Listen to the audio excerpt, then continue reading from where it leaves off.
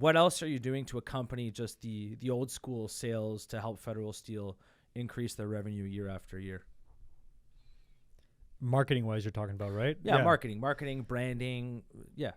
It's funny because I was telling you before, I have on my Friday mornings is like my my working on the business days, and I actually talked about that this morning, and I'm like, you know, we actually don't do the physical labor, if you want to call it that way, like the blue collar stuff. Like we have subs that do that. We're more like the product manager, but I understand what you're saying. We're in that field. Yeah.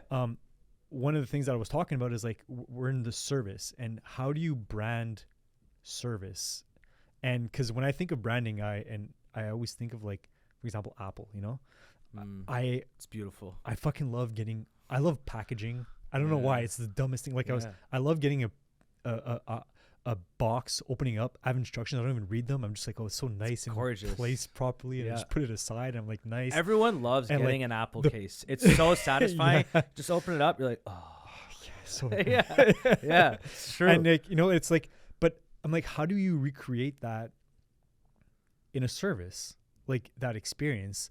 So, you know, what I'm trying to work on is creating that experience with my marketing, and it's something I'm actually going to be talking to Harvest. Shout out to Brandon. He was on the pod a couple weeks ago. Yeah, I know. I actually listened to it. It's pretty good. Nice. You know, I want to, you know, pick his brain a little bit, and how do we actually do, like, we've been doing a lot of work obviously on it, you know, with more of a social media presence, you know, being consistent. We have a brand manual, being consistent with our documentation, our website, all our like quotes that go out have a certain thing, but like it's how do you bring it all together